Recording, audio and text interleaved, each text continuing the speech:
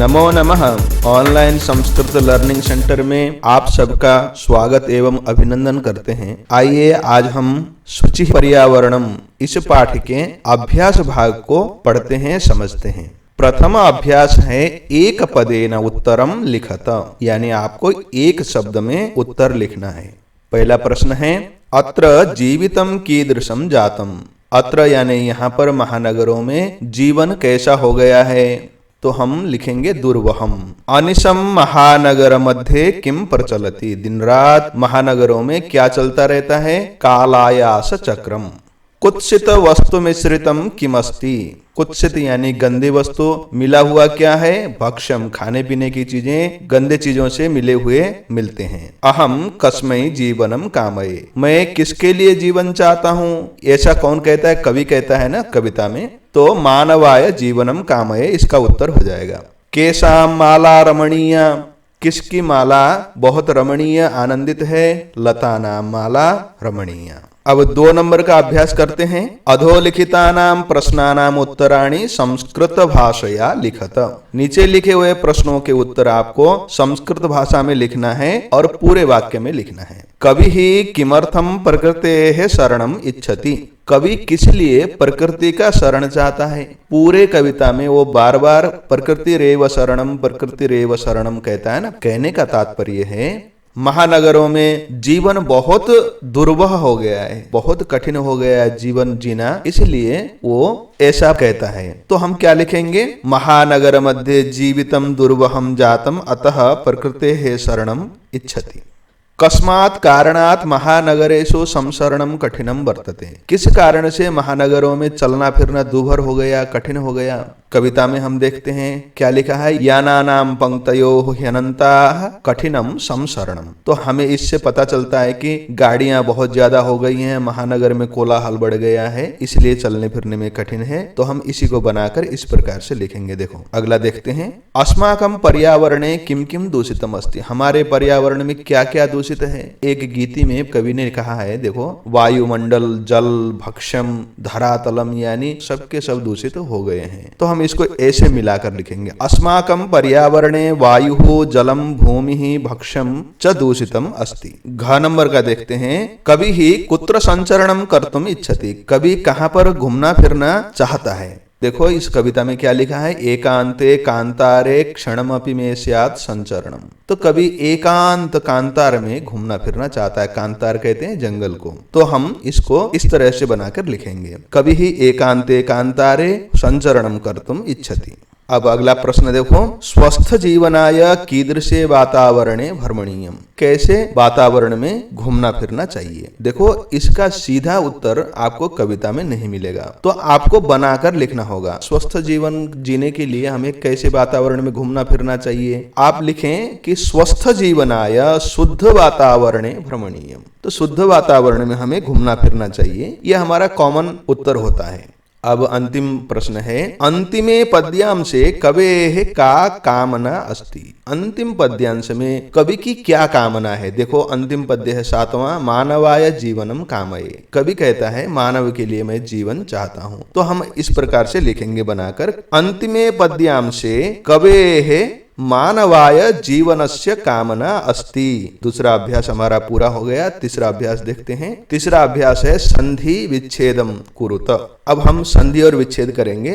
प्रकृति, उसके बाद खाली स्थान है, लिखा हुआ क्या है, प्रकृति रेव। यहाँ पर क्या है, कौन सी संधि है, हमने पाठ में भी पढ़ा है, प्रकृति ही एव स्यात् धन खाली, उसके बाद फिर से धन खाली। तो हम क्या करेंगे, स्यात् नैव, स्यान्नैव ऐसा बन जाएगा। ये ही अनंता, यहाँ पर यण संधि है, ह्यनन्ताः।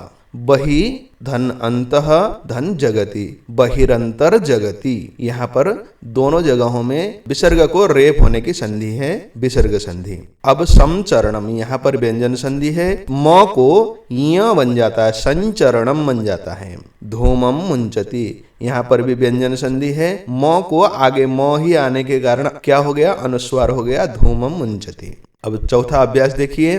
अधोलिखितानाम अव्ययानाम सहायतया रिक्त स्थानानि पूरत। नीचे लिखे हुए अव्यय हैं, उन अव्ययों को लेकर आप खाली स्थान को भरकर आप अभ्यास को पूरा करें। देखिए क में इदानीम वायुमंडलम प्रदूषितम अस्ति, तो खाली स्थान में हम क्या लिखेंगे? भृशम, भयंकर प्रदूषित है वायुमंडल। अब खाली स्थान के बाद जीवनम दुर्वहम अस्ति, ऐसा प्रश्न है, हम इसको क्या करेंगे? अत्र यानी महानगरों में जीवनम दुर्वहम अस्ति, ऐसे हम कविता में पढ़े हैं, तो अत्र को यहाँ पर रखेंगे। प्राकृतिक वातावरणे क्षणम संचरणम, खाली स्थान लाभदायकम भवति, तो यहाँ पर खाली स्थान में हम क्या लिखेंगे? अपि।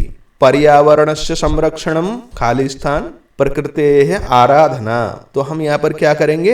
एव सदा समयस्य सदुपयोगः करणीय, ऐसे सदा लिखेंगे। यहाँ पर च नंबर में बहिः लिखेंगे, तो कैसे बनेगा? भूकंपित समये बहिः गमनम एव उचितम, भूकंप के समय में घर से बाहर निकलना ही अच्छा है। अब 6 नंबर में 2 लिखना है, यत्र हरितिमा तत्र शुचि पर्यावरणम, जहाँ हरियाली होती है वहां पर पर्यावरण पवित्र होता है। अब पंचम अभ्यास देखिए, अधोलिखितानाम पदानाम पर्याय पदम लिखत, नीचे लिखे हुए शब्दों के पर्याय शब्द, पर्यायवाची शब्द आपको पाठ में ढूंढकर लिखना है। सलिलम, सलिलम का हम पर्यायवाची शब्द लिख सकते हैं जलम, आम्रम इसका रसालम, वनम काननम, शरीरम गात्रम, कुटिलम वक्रम, पाषाणम प्रस्तरम। अब नीचे लिखे हुए पदों का आपको विलोम पद लिखना है, यानी यहाँ पर आपको विपरीतार्थक शब्द लिखना है। सुकरम का होता है कठिनम, दूषितम का होता है निर्मलम, गृह्णन्ति लेती हुई और वितरन्ति त्यागती हुई अथवा देती हुई। निर्मलम, निर्मलम का दूषितम हो जाएगा। दानवाय, दानवाय का मानवाय होगा। शांताह, अंत के सहित, इसका हो जाएगा अनंताह, जिसका अंत ही न हो, ऐसा अनंताह। अब छठा अभ्यास है, छठे अभ्यास में उदाहरणम अनुसृत्य पाठात् चित्वा च समस्त पदानि समास नाम च लिखत, ये छठा अभ्यास है जिसमें आपको यहाँ पर लिखे हुए शब्दों को देखकर समस्त पद लिखना है और उसके बाद समास का नाम लिखना है। देखिए ये समास का विषय है, हम यहाँ पर देखते हैं, एक उदाहरण दिया हुआ है, मलेन सहितम समलम, समास का नाम है अव्ययी भाव समास। अब उसके बाद ख नंबर में हम देखेंगे हरिताह च ए तरवः तेसाम, यहाँ पर हरित तरुणाम ऐसा हमें किताब में मिलता है। अब उसके बाद हमें लिखना होता है कर्मधारय समास, क्योंकि ये समास का नाम है कर्मधारय। कर्मधारय का मतलब होता है जिसके पहले वाले शब्द में विशेषण हो। हरिताः, हरे हैं पेड़ जिसके, तो हमें यहाँ पर हरिताः हरा होना विशेषण है तरु का, इसलिए हम कर्मधारय लिखेंगे। ललिताः याः लताः, ललिताः मतलब सुंदर रमणीय हैं जो लताएं, तो ललिता लताओं का विशेषण है, इसलिए ये भी कर्मधारय समास है। नवा मालिका, नई है मालिका, नई है मंजरी, तो नई यहाँ पर क्या है? मंजरी का विशेषण है, पूर्वपद विशेषण होने के कारण ये भी कर्मधारय समास है। उसके बाद धृत सुख संदेशः येन तम, ये थोड़ा सा कठिन समास है, क्योंकि यहाँ 10वीं कक्षा का ग्रंथ लिखने वाले लेखन मंडल का कोई ना कोई संदेश है इसमें। ये यहाँ पर हमें शिक्षकों को और विद्यार्थियों को समझाना चाहते हैं कि इसमें 2 समास हैं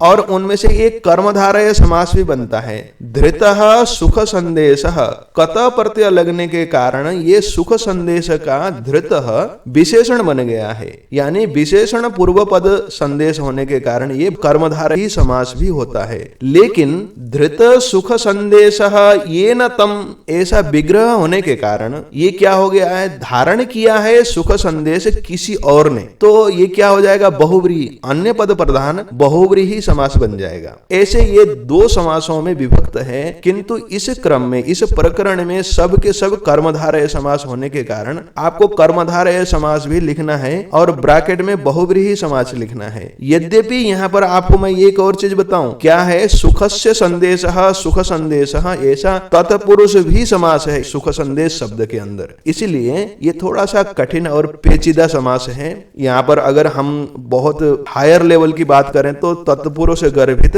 कर्मधारय युक्त बहुव्रीहि समास है, यानी इसमें 3 समास हैं, लेकिन आपको इतना कुछ लिखने की जरूरत नहीं है। नीले अक्षरों में सुखस्य संदेश, सुख संदेश, तत्पुरुष समास, इसको आपको लिखने की जरूरत नहीं। चाहो तो लिख लो, आपके गुरुजी खुश हो जाएंगे। इसके बाद है कज्जलम इव मलिनम, मलिनम, यहाँ भी कज्जल के समान मलिन, तो कज्जल मलिनम का क्या है, विशेषण है, इसलिए ये भी कर्मधारय समास हो गया। दुर्दांतई ही दशनई ही, यहाँ पर दशन का विशेषण दुर्दांत है, इसलिए ये भी कर्मधारय समास है, दुर्दांत दशनई ही। ऐसे आप लिखिए। अब मुझे एक आप लोगों के लिए ड्यू रहता है कि समास का मैं विशेष प्रकार से अच्छे से आप लोगों को समझा कर एक वीडियो बनाऊं। उसके लिए थोड़ा सा समय अपेक्षित है, मैं जल्दी बनाकर तो लाऊंगा, लेकिन बात वहीं आके टिक जाती है कि यदि मैं बहुत अच्छा बनाने लग जाऊंगा तो वो लंबा बन जाएगा। लंबा बनते ही आप लोग देखते नहीं हो, भाग जाते हो। अब मैं कोशिश यही करूंगा कि बहुत छोटा भी बने और सारा कुछ समझ में आ जाए, समास का पूरा विषय आपको समझ में आए, ऐसा वीडियो बनाऊंगा। देखता हूं कब तक बनता है। आप लोगों का प्यार रहेगा ऐसा ही तो बना ही लूंगा बहुत जल्दी में। 7वां अभ्यास देखिए। रेखांकित पदम आदृत्य प्रश्न निर्माणम कुरुत।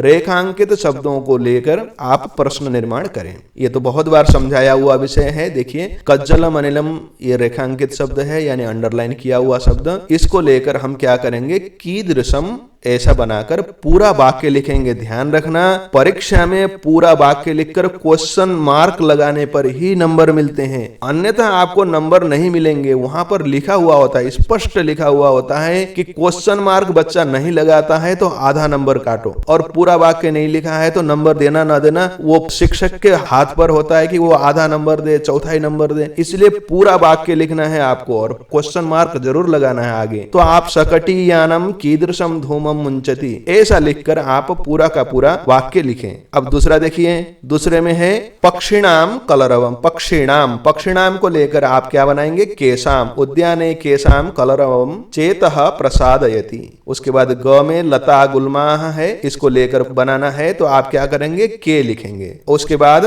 पाषाणी सभ्यतायाम के प्रस्तरतले पिष्टाः सन्ति, ऐसे क्वेश्चन बनेगा। उसके बाद घ नंबर में महानगरेषु है तो क्या करेंगे, कुत्र लिखकर बनाएंगे।